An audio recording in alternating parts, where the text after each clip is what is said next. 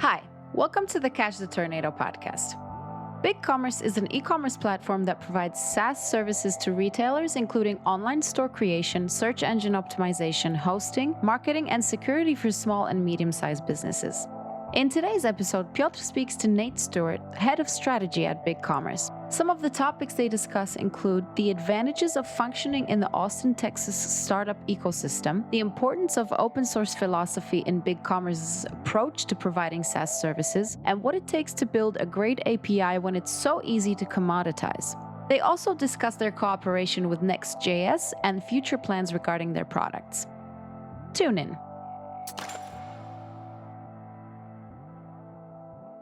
Hello, Nate. Thanks for accepting my invitation. Hi, thank you for having me. This will be fun. Yeah, absolutely. Maybe first let's start with your professional career background, how you joined the BigCommerce. Yeah, so I think in commerce in general, it's pretty storied. I don't want to date myself too much, but I've had over 15 years of kind of open web, e-com, all the way back to early, more PayPal buttons dropping on a page and then creating the experience around it. I think there's been a couple cycles of, you have the open source e-com, the SaaS e-com, and now there's kind of this blend. The way I got into BigCommerce is I had a company that I had founded called Zing, which was a point of sale company and integration kind of company in one. So we found out while building the point of sale, which is cloud-based, web tech, but also had, iOS, Android apps, that people wanted to get online and people wanted their accounting connected and all of that. So the BigCommerce connection actually came where we were one of I think the first web-based cloud, point of sale that integrated into them. And they had this integration fund at the time where we're like, yeah, we could take some small bit of funding and 2 weeks will be done, which every project took much, much longer to get the integration connected. But in that process, we became really well connected. BigCommerce is in Austin. My company was in Austin. So happen chance there. And they ended up acquiring the company. And a lot of that integration layer is what ended up being the first stage of some of what you see in kind of omni-channel integration. So since then, a lot has changed, of course, over time. That's over 5 years ago. And before even, my last company, I had an agency for about a decade, and that's where I did a lot of e-com work and whatnot. So I've been on various different, either brick and mortar and e-com, but also agency life, a partner life, and now at the platform level. So I've kind of jumped around and had a lot of different experiences there. That's super exciting. So your company was in Austin. I guess Austin, Texas, in general, is becoming more and more e-commerce hub in states. Why so? And was it like this, those 5 years ago when you started your company? How it came that you started a startup product in Texas? It's not very obvious, right? Silicon Valley maybe would be a first spot. Another one probably New York. And Texas? Yeah, so I can tell you how I ended up there, which is I actually started the company in Santa Monica, California. That's where there's a place called Co-Loft, which I don't think Co-Loft is there anymore. But I had started getting into, I didn't really even know what a startup was, but I was actually in California. And I was finding that it was rather hard to raise money at that at that time. Maybe it's a little bit easier now in that area of California. And everybody said, go to Silicon Valley, San Francisco, go up there. So I actually went up there first and went through the Sand Hill Road, meeting VCs, went to San Francisco, intro, the normal things, did conferences, whatnot. And it just didn't feel right. And especially and this is just for me personally, the numbers that were thrown out at the time, you need 1.4 million, and that'll last you about a year. And you get a couple developers, get in a house together, and you guys just hack it out, and then maybe raise another round after that. And I'm like, that doesn't sound like a business to me. And plus, since I'm an engineer, kind of at heart, and I can build things and design things too. I was like, why do I need to do all that? It doesn't seem right. Especially when you come from like agency more background, you're like, you have to be efficient, right? So that was scary. So a lot of people in that conversation, they brought up, have you checked out Austin? And it came up enough to where I'm like, okay, well, why does everybody bring up Austin? Like, I'd never been to Austin, Texas. And I started researching a little bit more about it and came up with, for about 300K, and I'm not anybody that would listen to this. That's maybe not the case now with Austin. I don't know. Yeah. But probably a little bit more expensive back then. But it's like 300K would get me about the same as 1.4 million. And the back of the napkin math I did, and there's like South by and other things happening there. I'm like, cool.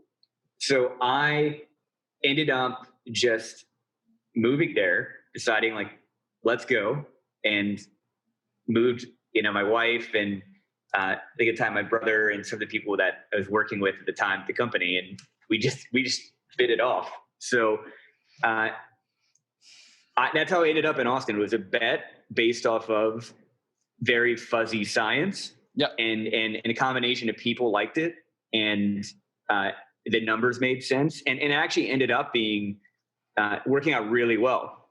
So in terms of, and again, nobody listening to this, especially if they're in the startup realm, should think it's the perfect thing. But we didn't raise a ton of money, and being able to be acquired when you've raised less than $1 million of seed, and you were able to get to bootstrap and where you had revenue, and that's a much better outcome for a lot of people than it is when you go through multiple rounds of funding, right? And now I think there's pros and cons.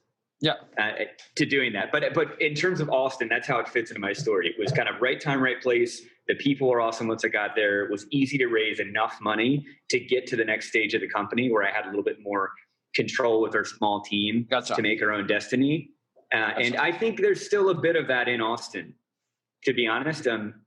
Companies can be more efficient. I think it's getting, especially nowadays, more expensive. I don't know where it's going to end up. It seems like it's doubling every couple of years in terms of number of startups there. So we'll see what happens with New York and SF and Austin and all the. Absolutely. Both those hubs have some specifics, right? Like Silicon Valley is all about the unicorns. It's super pumped.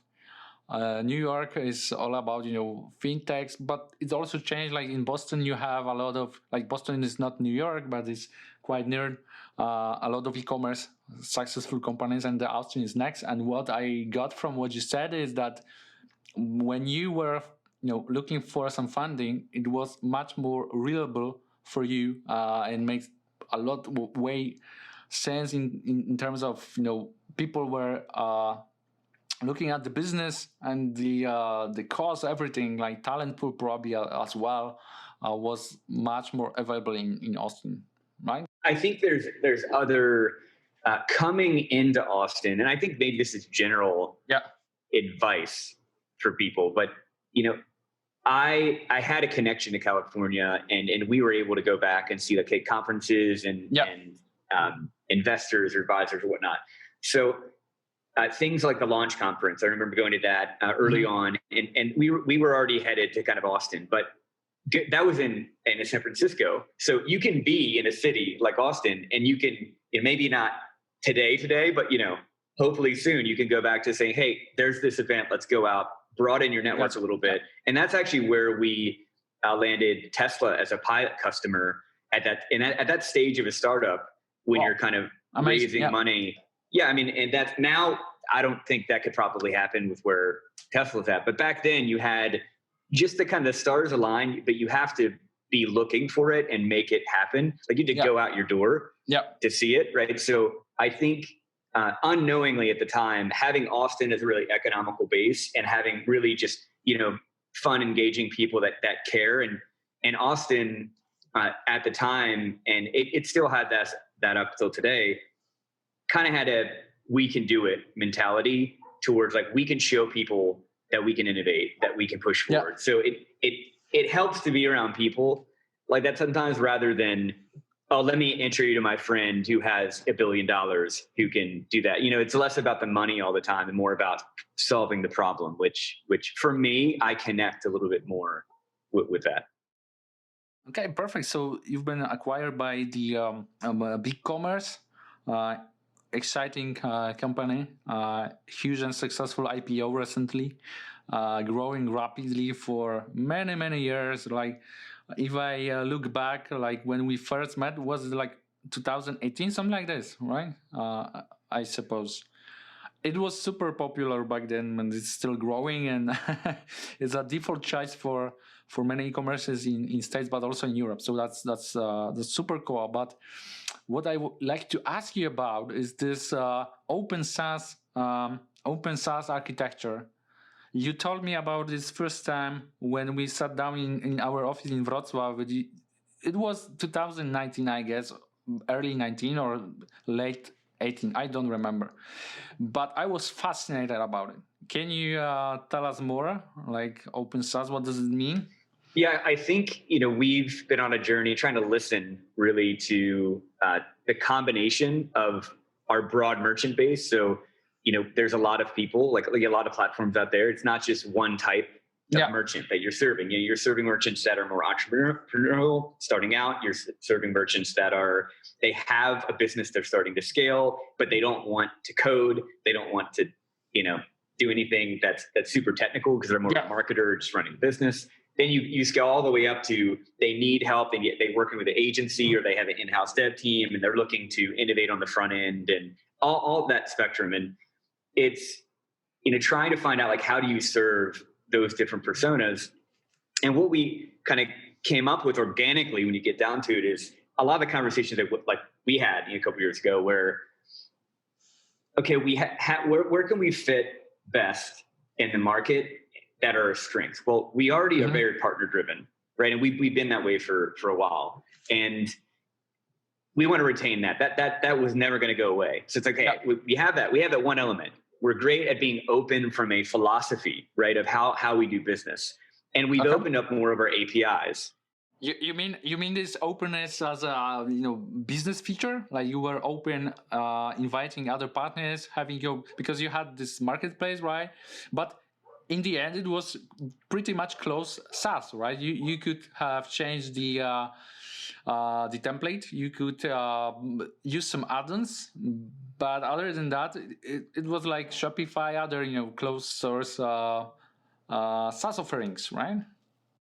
Of it, where it's okay. How do we blend that philosophy with the platform side? And I think, and so this has been a couple-year journey, but getting to, all right, how do you decouple the platform in the right places and open up the API and really have a product strategy that backs up the business strategy of being open, and then having a way of speaking about it that's clear. So that's how open SaaS came up, to where we want to be the blend in between the best of open source and the best of SaaS.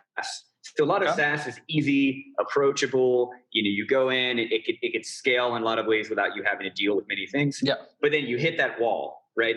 Then you go to open source, and it has a lot of perks where full control. You have so much innovation, the community, all these different aspects. But then you're like, okay, well, there's things I don't want to deal with there as I'm innovating. Yeah.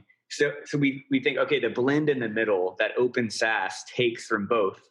So it just kind of came to the middle there. So by the time we talked, I think a lot of what I was speaking with you about was validating that concept at that point. Yeah. Like, I don't think we'd officially done anything at that time. And then it kind of caught on a little bit after that. Yeah, absolutely. Like I remember that we were discussing this idea, and for me it was a perfect fit, especially in this situation when the Magento market started declining around 2018 a lot. I mean, market maybe was declining slower than the community because of this Adobe acquisition.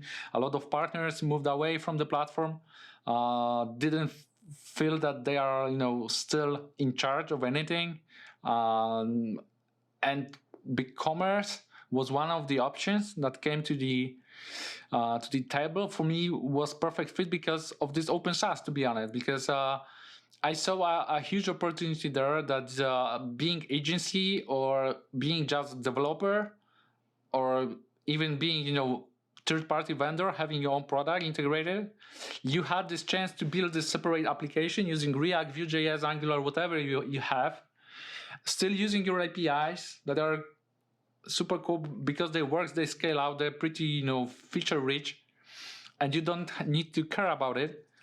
And still you build your own application.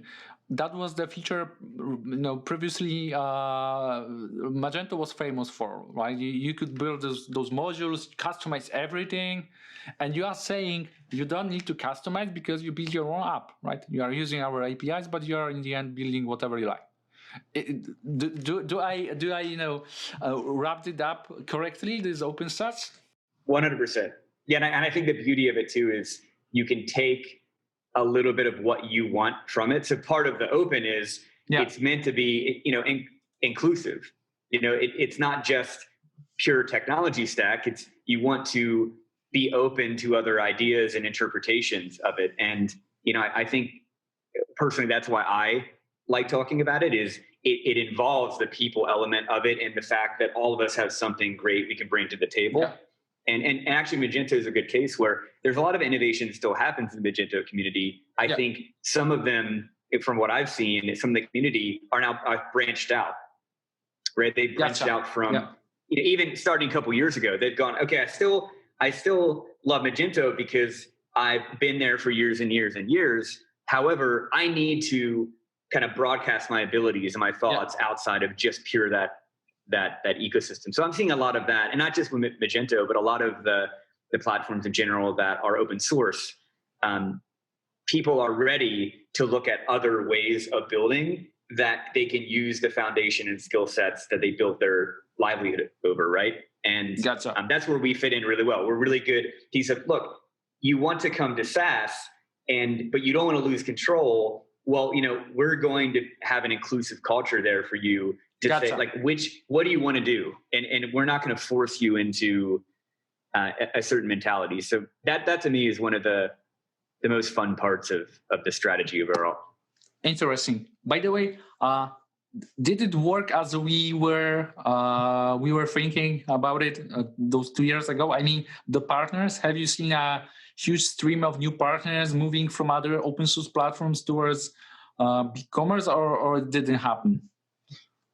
I think if you look at the past 2 years, we've had an increased number of open source partners come on board. They were looking for options, right? They're looking, what's the next platform I should use?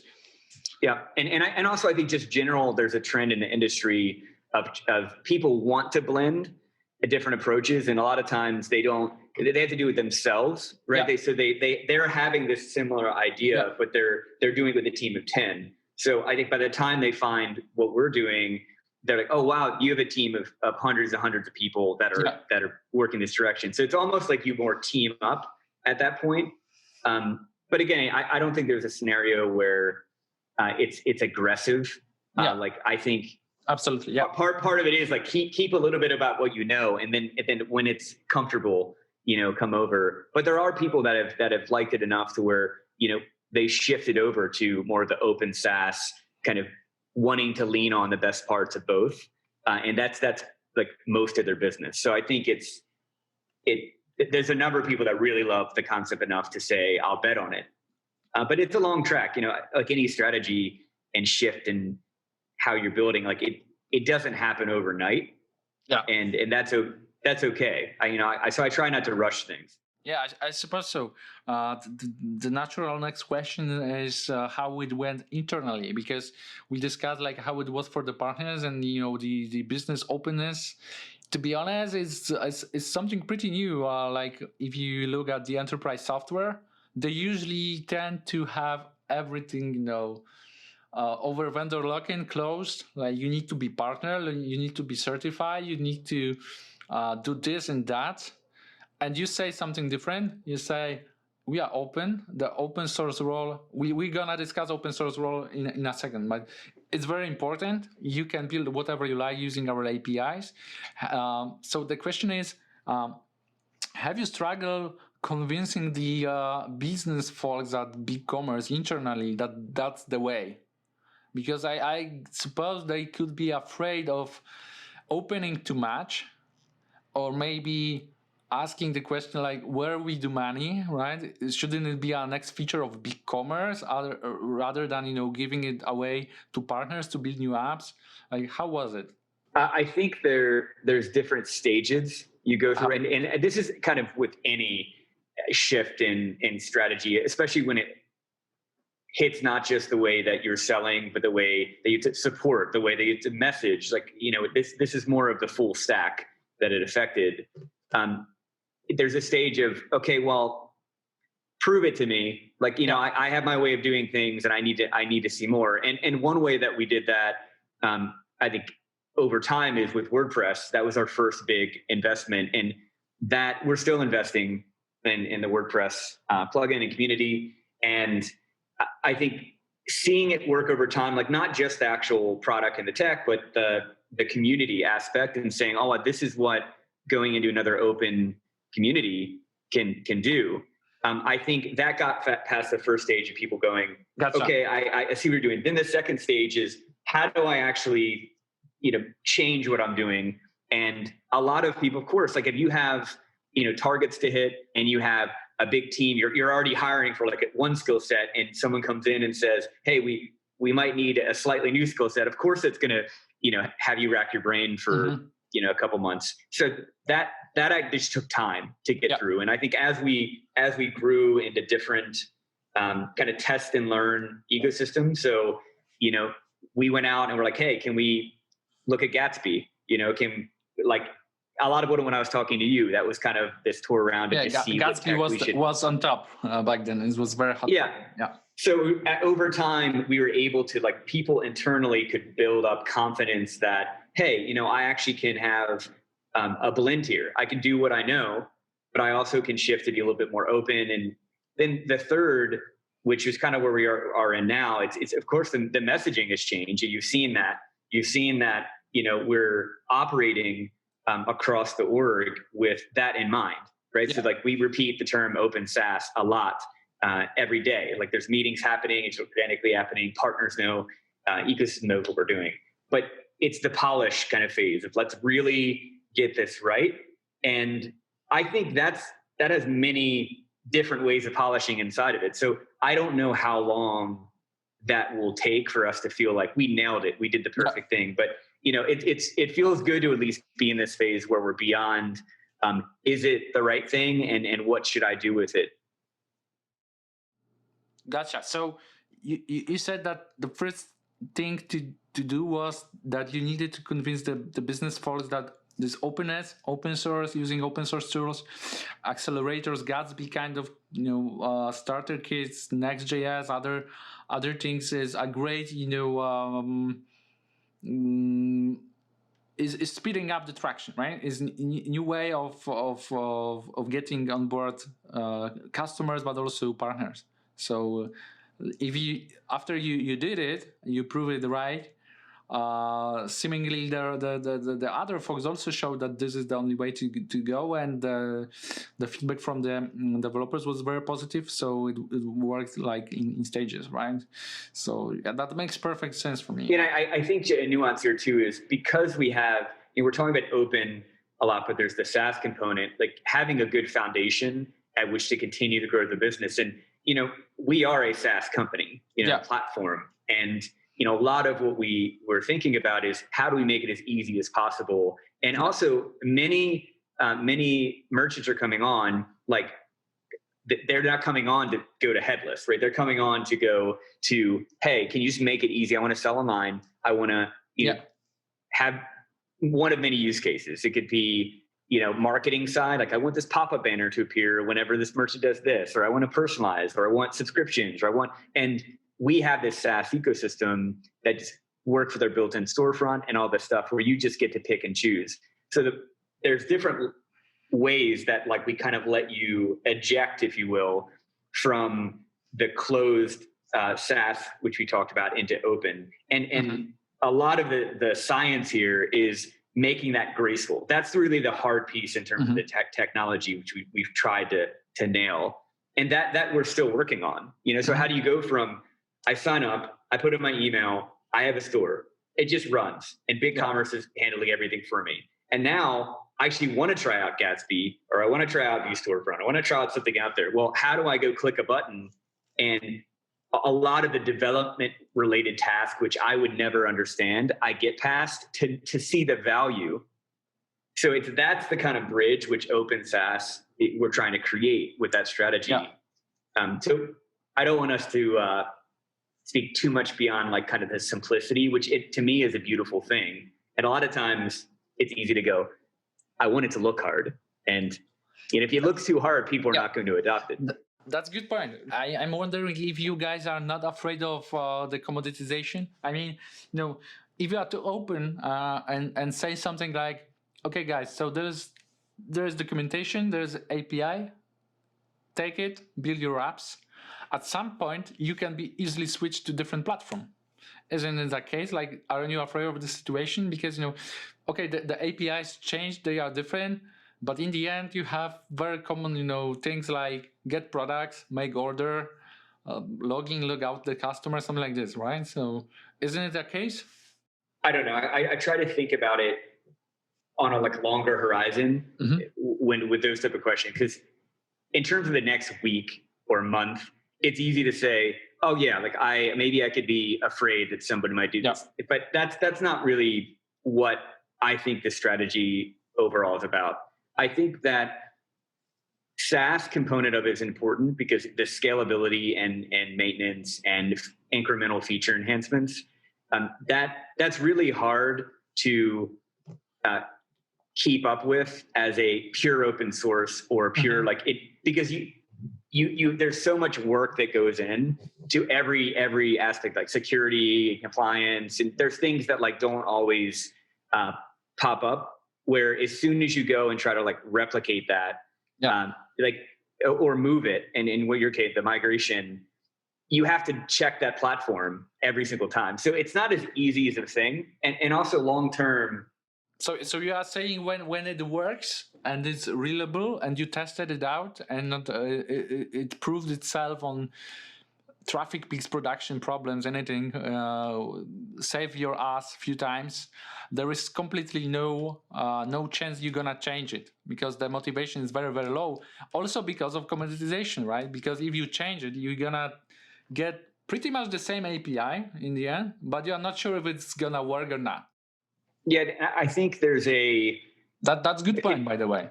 Yeah, the convenience layer. I think there's something around like products is a very good endpoint to talk about. It's to me, when that question's asked, what if everybody has a products endpoint? Well, that's not really e-commerce. That's not really, that's a small piece of it. When you're talking to checkout and talking to the available payment methods and talking to how you connect into other systems. The ecosystem. Yeah. Exactly. So I think the leaders have to build a strategy around not just what they do, but how others build a business off of it and connect. So I think that's why there's a kind of defensive moat, if you will, built in. That doesn't mean it's simple. I think you have to gain momentum. You have to be really great at partnering. You have to nail everything. Part of the difficulty with what we're talking about here is if you're combining the best of both worlds, you have to be, very close to the best at both things, right? And so it's picking and choosing what are we going to get the best benefit from, like onboarding and installation and support. A lot of those things in my mind are really important because they impact how many people come aboard and then what experience they have. But those are some of the hardest elements to get because every platform you connect with is going to have a different onboarding process. You have to. Yeah. That's very, very fair point. I haven't thought about it this way. I mean, it's let's say you are, power utility company, making the power outlet works at your home, and you spend millions into, putting the wires in the ground, having the the power plants going on and so on. It's millions. Okay, you can change the provider, but actually the first of all, you need to circle around just a few companies that were able to build this whole ecosystem and the whole set of services. It works the same way with e-commerce providers. And the other thing is that the motivation is pretty low, because in the end they offer pretty much the same thing, right? So the commoditization works more like making the clients, the agencies, the customers more loyal rather than motivating them to change. Actually, if you look at this the way you present it. Yeah, I think back to my point of sale days, and a lot of the reason that we went into this integration layer is the point of sale wasn't enough. Just like even back, this is 10 years ago or a while ago. Like even back then, I think Square came out a couple months after I had started working on the company, and it's like, oh, what are we going to do? What are you going to do? Well, Square, they didn't go and build the ultimate point of sale that did everything, because at the end of the day, a lot of the merchants just wanted the kind of similar, to your point, like commoditize, like, can I accept the payment thing? Square went out and started to build an ecosystem, started to build a suite, started to build, like, there's different strategies they employed to be defensible. And that just momentum that they had to carry through with that strategy ended up that they kind of sucked the air out of the room for a lot of other point of sale companies. So that's one reason why early on companies like, okay, if I'm not going to go with Square, I'll go with you if I can connect QuickBooks, if I can connect to eCom, if I can. Gotcha. So a lot of that is I see there's still signs of that in when I talk with merchants. Like, it's not just, can I put a product in, right? There's so many other things that they're caring about. I think it's also a pretty unique feature of e-commerce platforms, because in other systems, like take the PIM, like product information, or even CMS. Like for CMS, it's maybe a little bit similar to e-commerce, but it's still way simpler. I mean, e-commerce is unique because you have so many integrations, and it needs to be anchored to so many different things, right? Payments, shipment, PIM system, CMS, whatever. So you are using, as a merchant, you are using some very sublime set of tools, and if you're gonna to change, you need to have the perfect fit. So the platform you are choosing need to support all of those, be reliable, have super cool API documentation, and so it's so many different factors that are pretty rarely really rarely come all together. So I really like this. The word open to me has so many ways of like portraying it. And for me, I try to have an open mind when I go in and look at other platforms, going to look at other, or either that, we'd want to work with, or other platforms that are, competitors in a way, or things like that. And you have to go in and say, what can I learn? Like, what can make me better and the industry better and everyone better? Because overall, like we're at this point, like earlier when I was talking about kind of the horizon, where in my head, what I was trying to go is, I think the fear doesn't drive the best strategies, I think. And I definitely try to not be fearful. Doesn't mean, never have fear, but e-com overall, we have a long way to go, and over every part of the stack, and platforms and of every type, like fulfillment or e-com or in all these different things. So if you want to have fear, it should be of not growing together and innovating together overall, right? So I think that's really powerful to remind, away from all the competitive and feature stuff, and just kind of like, who's doing a little bit of what we should maybe all think about. And of course, some of the concepts become commoditized, but everyone is different. Like, there's so many merchants out there, so many opportunities, and so many future merchants. There's no way you're going to build something that won't change. We all know that, right? So it's not the fact of like, what if somebody builds something similar to you? It's more of, how do you work the best? That's at least, kind of what I'm trying to come from. Gotcha. That's something really I really like. Okay, we are heading towards end of our conversation, but I would like to ask you a few more questions. First and foremost, what are the future plans that makes you excited regarding the BigCommerce product? Future plans. I can't talk about any secret stuff here. All right, so Yeah. I think that the continuation of a lot of what we're talking about, I think the refinement of our APIs and our platform, and to me, the decoupling of platforms is super interesting, and I think about that a lot at BigCommerce. We're kind of through a lot of that journey, but I think it's the polish in the beginning conversation we talked about, where I am excited to see us polish in all the foundations of our APIs, of the way that you can take one element of our product and use it alongside a system which, like, externally, which we also do. So things like you mentioned, like OMS, like where we get to a point in the strategy where it's easy to combine all the platforms gracefully. That's what I'm most excited about. And there's lots of concepts I'm excited for people to build off of. Like we just released in the past 6 months, kind of formally, our channels toolkit. So that's public documentation out there, whatnot. And we're in the beginning phases of people looking at this concept of, okay, I can have a channel and there's this channel ID and it can do a lot of things in the system now, which people haven't really innovated fully with. Like you can have a price list for a specific channel, but that channel doesn't have to just be a storefront. That could be a mobile app. That could be a voice chat thing. That could be, so you're talking about this framework, this kind of foundation we built where there's a lot of different possibilities. So I'm really excited to see what people do with that. And we're having a lot of cool conversations around, people throughout the ecosystem going, oh, I could do something more with that.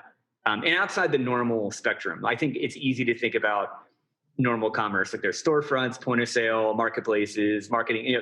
It's like, I want to see what people can do using these decoupled components and going, I'm going to build the next experiment in commerce. And one of those people that does that, they're going to be who we end up following as a thought leader. So that's where I get most excited about, like kind of what other people do, not just us.